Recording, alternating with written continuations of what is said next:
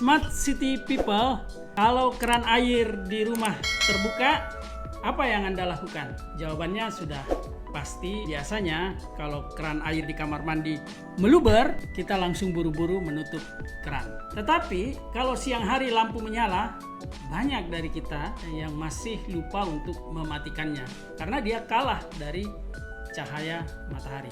Padahal yang terbuang itu bukan cuma air, itu lebih mahal dari air, bro.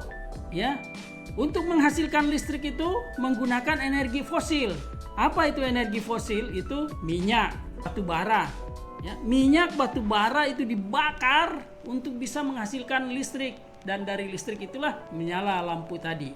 So, kita kalau bisa lebih arif dalam menghemat sumber daya energi kita, penggunaan energi fosil kita kurangi, matikan lampu ketika tidak digunakan.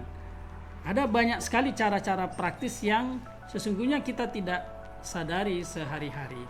Punya dispenser di rumah? Nah, kita di rumah pergi kantor nyalakan air panas dan air dingin di dispenser. Bayangin aja tuh, selama kita keluar rumah, air dingin dan air panas dispenser itu kerjanya memanaskan air, mendinginkan. Tidak ada yang make, airnya dingin kembali, air dinginnya, air panasnya juga dingin kembali. Ya.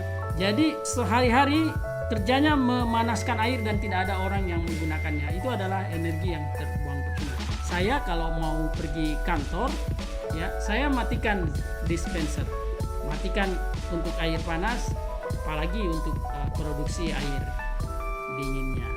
So, mari bijak menggunakan energi karena orang bijak hemat energi. Bagaimana, bro? Setuju atau setuju banget?